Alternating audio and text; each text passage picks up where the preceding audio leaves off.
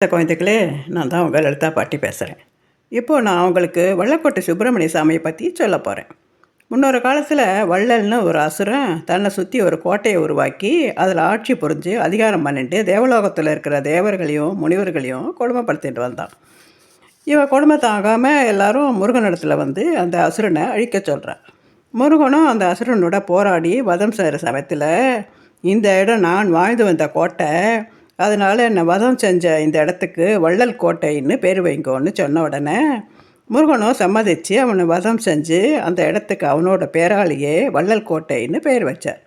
அது இப்போ பேச்சு வழக்கில் வல்லக்கோட்டை ஆயிடுத்து. பகீதரன்கிற மன்னன் இளஞ்சி நாட்டை ஆண்டுட்டு வந்தான். அவன் கொஞ்சம் தலக்கணம் உள்ளவன். ஒரு சமயம் நாரதர் அவனை பார்க்க வந்தபோது அவன் அலட்சியமாக அவரை பார்க்காமலேயே போயிடுறான். இந்த அவமானத்தை மனசில் வச்சுட்டு இவனை எப்படியாவது வழிக்கு கொண்டு வரணும்னு நினச்சிட்டு காட்டு பக்கம் வந்துட்டு இருந்தபோது கோரன்கிற அசுரனை பார்க்குறார். அவன் 17 வருட ஜென்ம பலனாக ஒவ்வொரு நாட்டுக்கும் திக்விஜயம் செஞ்சுட்டு வரான். திக்விஜயன்னா எல்லா ராஜாவோடையும் சண்டை போட்டும் அந்த ராஜ்யத்தை அவனே ஆண்டுண்டு வர்றது. இவனை பார்த்த உடனே நாரதருக்கு பகீரதன் அகந்தியை அடக்க இவன் தான் சரியானவன்னு முடிவெடுத்து அவங்ககிட்ட போய், நீ இத்தனை காலம் சண்டை போட்டு திக்விஜயம் செஞ்சதெல்லாம் ஒன்றுமே இல்லை, இளஞ்சி நாட்டை பகீரதன் ஒருத்தன் ஆண்டுண்டு வரான், அவனை தோக்கடிச்சிட்டு வந்தாதான் உனக்கு திக்விஜயங்கிற பேர் பொருந்தும்னு சொல்கிறார். உடனே அவனுக்கு ரோஷம் வந்து பகீரதனோட சண்டை போட்டு தோற்கடிச்சு அவனோட ராஜ்யத்தை தன்னோடதாக ஆக்கின்றான்.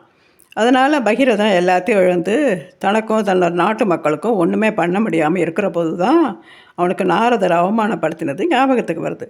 தன்னோட தப்பை உணர்ந்து நாரதரிடம், நீங்கள் என்னை பார்க்க வந்தபோது உங்களை மதிக்காமல் இருந்தது என்னோடய தப்பு தான், மன்னிச்சிடுங்கோ, நான் இப்போ எல்லாத்தையும் இழந்து நிற்கிறேன், இதுக்கு நீங்கள் தான் ஒரு வழிகாட்டணும்னு சொன்ன உடனே, உனக்கு விமோச்சனம் கொடுக்க நான் ஒன்றும் பெரிய மனுஷன் இல்லை, ஆனால் இந்த காட்டில் துர்வாசர்னு ஒரு முனிவர் இருக்கார், அவர்கிட்ட போய் உன்னோட குறைகளை சொல்லு, அவர் தீர்த்து வைப்பார்னு சொன்ன உடனே அந்த காட்டுக்குள்ளே அலைஞ்சே திரிஞ்சு துர்வாச முனிவரை கண்டுபிடிச்சி நிலைமையை சொன்ன உடனே, இந்த காட்டில் பாதிரி மரத்துக்கு கீழே ஒரு முருகன் இருக்கார், அவருக்கு தினந்தோறும் பூஜை பண்ணி வேண்டிட்டு வா, அந்த முருகன் உனக்கு வழிகாட்டுவார்னு சொல்லி அனுப்புகிறார்.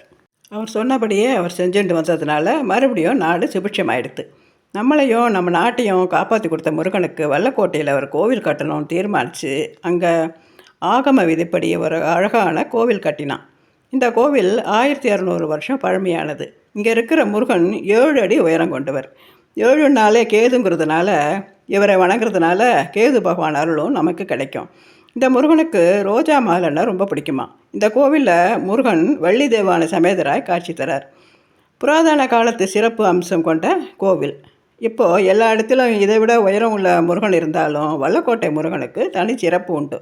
இவன்கிட்ட நம்பிக்கை வச்சு பக்தியோடு வணங்கி வந்தால் நீங்கள் கேட்குறதெல்லாம் தருவான். சரி, இப்போ ஸ்லோகத்துக்கு போலாமா? ஷண்முக கடவுள் போற்றி, சரவண துதித்தாய் போற்றி, கண்மணி முருகா போற்றி, கார்த்திகை பாலா போற்றி, தன்மலர் கடப்பமாலை தாங்கிய தோலா போற்றி, விண்மதி வதனவல்லி வேலவா போற்றி போற்றி. தனக்கு பிடிச்ச ரொம்ப விசேஷமான கடப்ப மாலையை தன்னோட தோள்களில் சார்த்தி கொண்டு வள்ளி தேவியானையோட காட்சி தரும் முருகா உன்னை வணங்குகிறேன்னு இதுக்கு அர்த்தம். இந்த ஸ்லோகத்தை தினம் சொல்லிடுவாங்கோ, முருகன் உங்களுக்கு எல்லா செல்வங்களையும் தருவார். ஓகே குழந்தைகளே, மறக்காமல் சப்ஸ்கிரைப் பண்ணுங்கோ, உங்கள் ஃப்ரெண்ட்ஸுக்கெல்லாம் ஷேர் பண்ணுங்கோ, லைக் பண்ணுங்கோ. அடுத்த ஸ்லோகத்தில் பார்க்கலாம். பை.